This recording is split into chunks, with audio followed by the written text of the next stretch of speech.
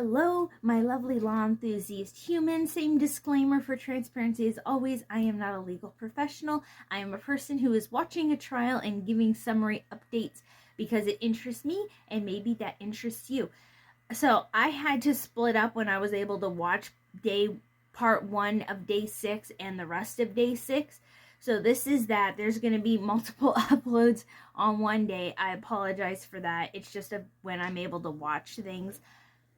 Anyway, we had in the second half of day 6 of the Karen Read retrial, we finished up with Ian Whiffin's direct and redirect.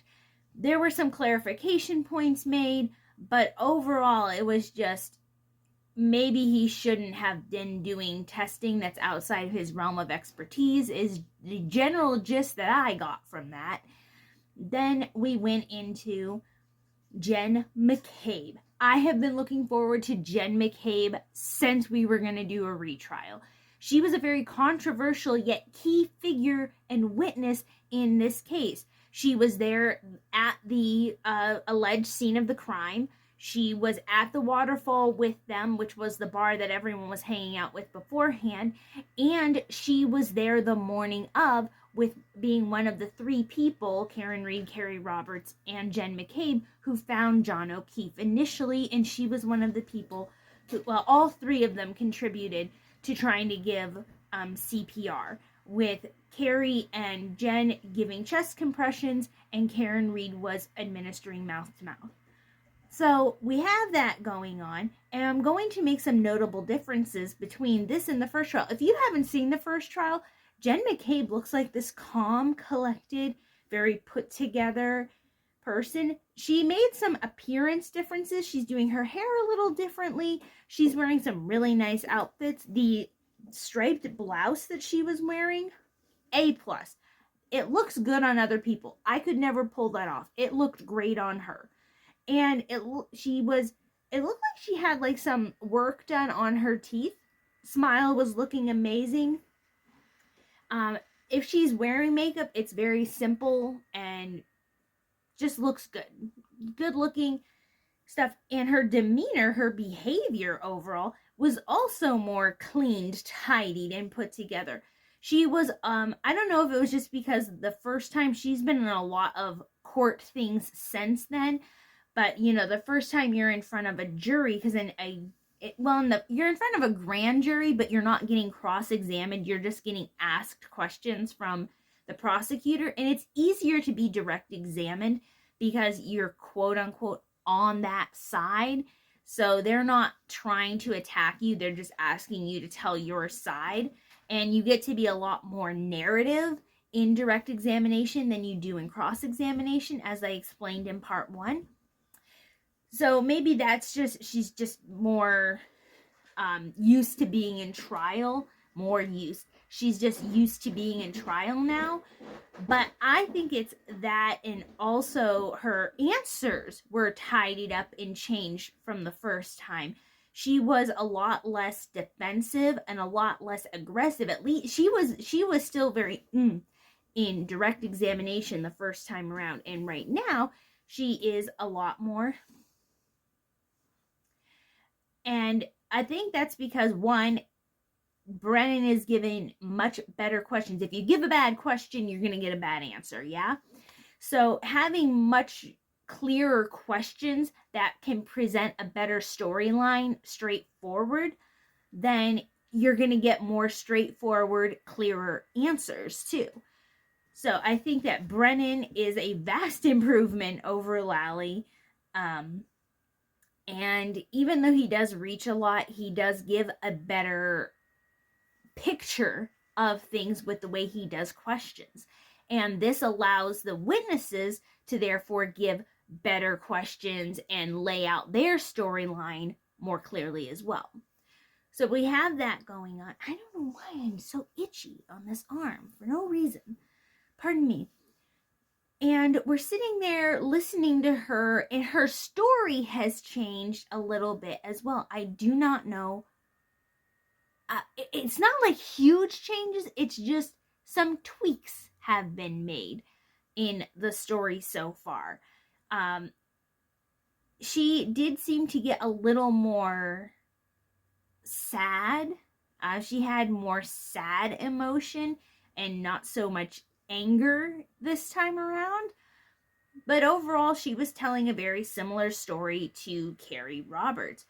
Like, there was lots of screaming, there was CPR, she called 911, she got some blankets, he was dead in the snow, she was given directions, and the giving directions things comes up a couple times with Jen McCabe because she was one of the last people to talk to John O'Keefe before whatever happened to him. Because she said that they being Karen Reed and John O'Keefe were on their way to the Alberts house. And I do apologize. That address is 34 Fairview. I think in some of my other things I said 32. My apologies. Lots of numbers have been thrown around. They are at 34 Fairview for clarification. And when she had given directions, John had called her and said, "Hey, where is this house?" Indicating that he has never been to that house before. He is not super close friends with these people because this was the first time him or Karen were going to this house to hang out. So, okay. And Brian Higgins was already there. As Jen indicated, there were other people already at the house when she had gotten there. And John O'Keefe called Jen McCabe to ask for directions. And the directions that she said was, they're on Fairview off of Chapman. They're just past Bella's house. This is the second time from a second witness that we have heard the name Bella. Bella is a friend of John O'Keefe's niece and of one of Jen McCabe's younger daughters. They all hung out as a little trio. And so John knew where Bella lived. He had dropped her off for sleepovers, etc. And so that was the direction she gave. Now, Bella is allegedly is the person with the mom that John had once dated or had designs on at one point in time. So I don't know if that is going to be argued as a point of contention because it was objected to and it was sustained, which means Brennan wasn't allowed to ask this question again.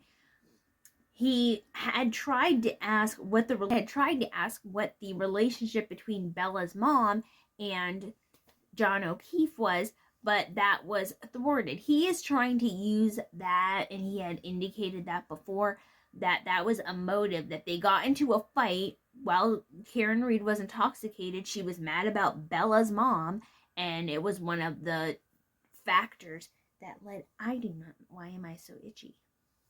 That led to him getting backed into from the prosecution's perspective. That is where day 6 ended. We ended with the word dead, and Judge Canone does not care where you are in testimony, what kind of a cliffhanger it is, or what other questions really should be immediately after this. When it's time to be done, she goes, bye. When the jury was excused, because we had a huge argument about ARCCA. ARCCA has been a controversial bit of contention from the beginning.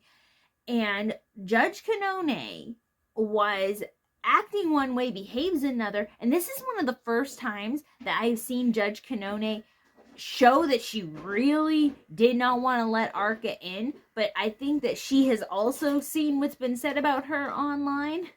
And because she's been making it really obvious, stating it every single time, I want an impartial jury. The defendant has a right to a fair trial. We need to make sure everything is right for the defendant. She's been emphasizing that a lot for all of her rulings, and I think she's trying to prove to everybody else she doesn't want commentary for the internet entertainment for the lawyers. But I think Judge Canone, this is my opinion and speculation, that I think Judge Canone is trying to go, see, I'm impartial, I make decisions in favor of the defendant, see, I'm not biased. because she was going, you did ambush them. You could have hired them in June or July. You didn't have to wait until March, and that's what caused this delay, and you did it on purpose. I see that what you were trying to do, defense team, but we're gonna let ARCCA in anyway. She was mad. She was ticked off. She was showing her displeasure left, right, and center, and then she went, but we have to have an impartial jury because I do care about that. And that's all I really care about. So we're going to let ARCCA come in, and she's even going to let all of ARCCA's testimony come in. And that just blows my mind. She sat there and said, you did ambush the prosecution. This was a strategic and intentional thing of how late you waited to delay this. And the defense had brought up, we were trying to get an appeal to get the charges dismissed on double jeopardy. We were going through all of that. So we were hoping that this would get dismissed and that we wouldn't have to go through ARCCA again. And then it didn't become clear until later in 2025 that we had to bring ARCCA back. We didn't have time to get any other expert because we were trying to get the charges dismissed. But Judge Canone had a deaf ear to that argument. She was just like, no, you could have hired them before because what you hoped would happen, you should have planned better. We're doing this. You knew that it was a stretch to get the dismissal. She didn't say that. That is the interpretation that I had, just so we're clear. But she did say that she believed that it was an intentional strategic ambush that the defense was trying to pull. But she allowed ARCCA to testify. She allowed ARCCA to testify even with their new things, and that they're allowed to bring everything in, not just as rebuttal witnesses, but as just regular witnesses too. Being able to testify to what they did before. Brennan was not happy.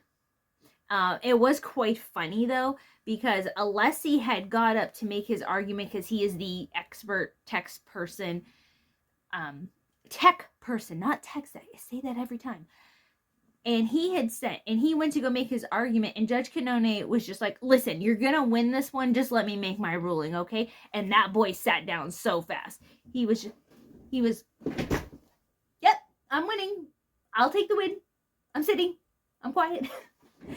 It was just how quickly he put his butt in the seat when she said that was just...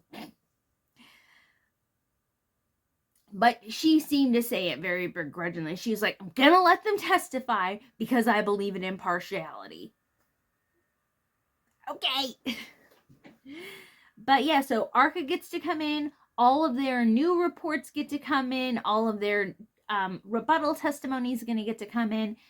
And we are going to get more video clips. Brennan did bring up that he wanted some additional clips, and the judge was like, give them to me tomorrow. And that is the end of day 6, part 2. I will see you for day 7, my law enthusiast humans. For my people who do not like the law as much as I do, there are other videos that are coming up soon. All right. Bye.